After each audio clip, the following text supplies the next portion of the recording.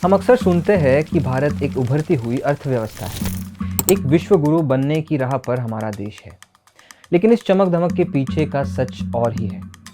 प्यू research centre की हालिया report ने इस सच पर रोशनी डाली है। ये रिपोर्ट, जिसका नाम economic inequality seen as major challenge around the world है, कहती है कि 81% भारतीय मानते हैं कि अमीर और गरीब के बीच की खाई इतनी बड़ी हो चुकी है कि इसे अनदेखा करना असंभव है। इनमें से 64% ऐसे लोग हैं जो इसे बहुत बड़ी समस्या मानते हैं। सवाल ये उठता है कि इस खाई को आखिर किसने बनाया है और कौन इसे बनाए रख रहा है। आज इसी वैश्विक रिपोर्ट के भारतीय अंशों की चर्चा होगी। नमस्कार, मेरा नाम है जीशान कास्कर और आप देख रहे हैं द वायर। प्यू रिसर्च सेंटर अपनी वैज्ञानिक और पारदर्शी सर्वेक्षण पद्धति के लिए जाना जाता है, जिसमें विभिन्न देशों से विविध जनसंख्या का सैंपल शामिल होता है। इसकी निष्पक्षता और तथ्य आधारित रिपोर्ट्स ने इसे वैश्विक स्तर पर एक भरोसेमंद संस्थान बनाया है। खैर, इनकी हालिया रिपोर्ट मूल्यतः दुनिया भर में अमीर और गरीब के बीच बढ़ने वाली खाई के बारे में है। इसके तहत प्यू रिसर्च ने आर्थिक असमानता मेजर करने के कई पैमाने सेट किए हैं, जैसे कि धार्मिक भेदभाव, जातीय नस्ली भेदभाव, शिक्षा का अभाव इत्यादि। अब देखते हैं इस रिपोर्ट में कुछ जरूरी बातें क्या है। रिपोर्ट कहती है कि 79% भारतीय मानते हैं कि अमीरों का राजनीतिक प्रभुत्व आर्थिक असमानता का सबसे बड़ा कारण है। रिपोर्ट कहती है कि जब राजनीतिक फैसले धनवान लोगों के हित में होते हैं तो वो गरीब की स्थिति और बदतर बना देते हैं। सरकारी नीतियां जैसे टैक्स में छूट, बड़े उद्योगपतियों के लिए सब्सिडी और कमजोर श्रमिक कानून अक्सर उन वर्गों को फायदा पहुंचाते हैं जिनके पास पहले से संसाधन मौजूद है। ये खेल सत्ता और पैसे के गठजोड़ का है, जहां आम नागरिक की आवाज दब जाती है। ऐसा इस रिपोर्ट में सामने आया है। अब बढ़ते हैं अगली स्टैटिस्टिक्स पर। रिपोर्ट के मुताबिक 72% भारतीय मानते हैं कि शिक्षा व्यवस्था की खामियां आर्थिक असमानता को बढ़ा रही है। अब सवाल यह है कि जो शिक्षा गरीब और अमीर दोनों का हक है, वो केवल चुनिंदा लोगों के लिए क्यों सुलभ है?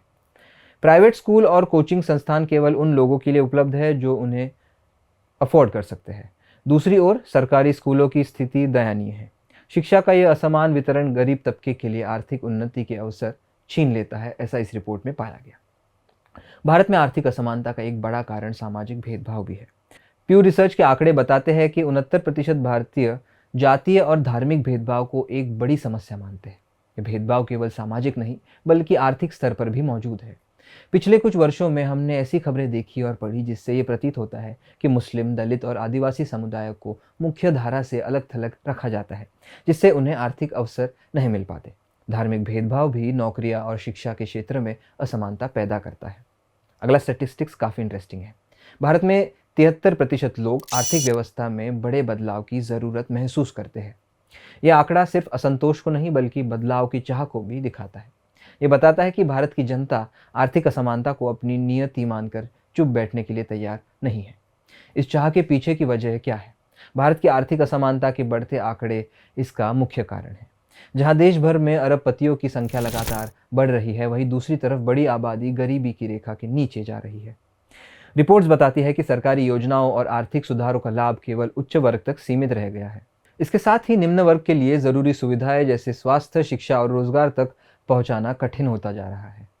ये बदलाव की चाह सिर्फ आर्थिक सुधारों तक सीमित नहीं है।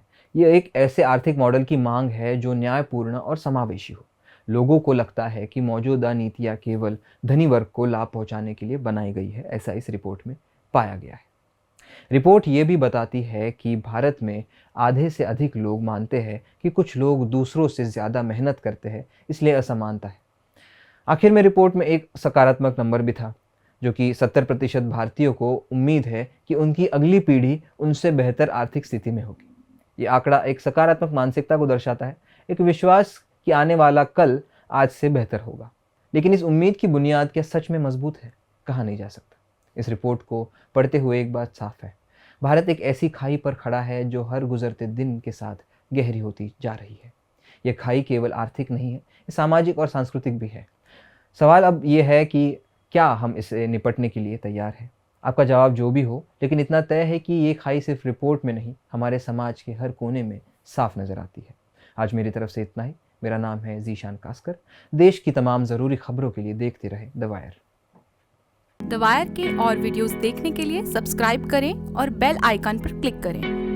स्वतंत्र पत्रकारिता की आर्थिक मदद करने के लिए डिस्क्रिप्शन में दिए गए लिंक पर जाएं और अपनी राशि चुनें।